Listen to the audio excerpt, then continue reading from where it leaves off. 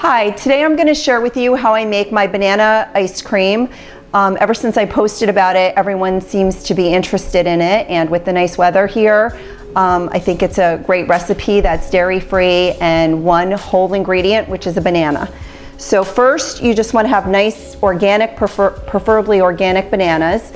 I'll show you how I just cut them up into small pieces and then I stick them into a baggie. You just basically peel the banana, you cut it into small pieces. I like my pieces to be about, I'd say, a little under a ½ inch big, because once they freeze and you stick them in the blender or the food processor, it seems like when they're in pieces, it whips easier and faster than if it were in a whole banana shape.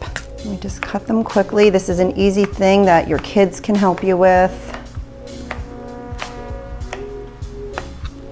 So I just toss them in the Ziploc baggie, kind of get the air out of it. And then I put it just like this in my freezer, and I leave it in the freezer for at least 2 to 3 hours. Usually I do it in the evening and then I take them out in the morning. My kids like this for breakfast. So we have our frozen bananas here. I'm just gonna pop them in the blender.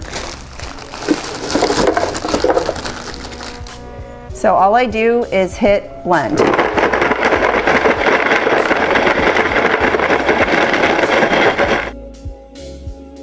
One quick tip is to take the bananas out of the freezer and let them sit on the counter for 5 to 10 minutes before you stick them in the blender.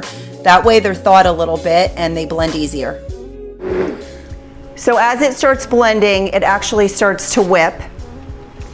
And you can see it's kind of caught a little bit of air. So it whips up beautifully. You're gonna be shocked when you see how fast it whips up. And then once your ice cream is done, you can add things to it. So I have here some organic chocolate chips. I have walnuts. You could do hemp, chia, or flaxseed. You can actually stick it in the blender and mix it in.